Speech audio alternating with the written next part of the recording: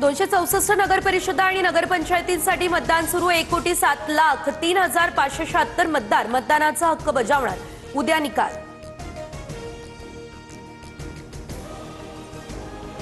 नाशिकच्या भगूरमध्ये मतदार यादीमध्ये उमेदवाराचंच नाव सापडत नसल्यानं गोंधळ। नाशिकमध्ये शांता गायकवाड शिवसेनेच्या उमेदवार।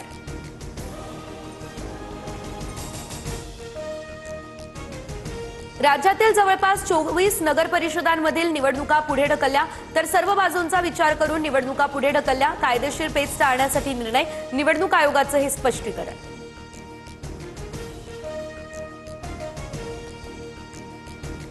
निवडणूक आयोगानं कायद्याचा चुकीचा अर्थ लावला। निवडणुका पुढे ढकलणं चुकीचं। मुख्यमंत्री फडणवीसांचा आक्षेप। आक्षेपाचं लेखी सादरीकरण सरकार निवडणूक आयोगाला देणार। मालवण पिंपळपारमध्ये तपासणीवेळी कारमध्ये 1.5 लाखांची रोकड आढळली। देवगडमधील भाजप पदाधिकाऱ्याची कार असल्याची ही माहिती। संबंधितांवर गुन्हा दाखल।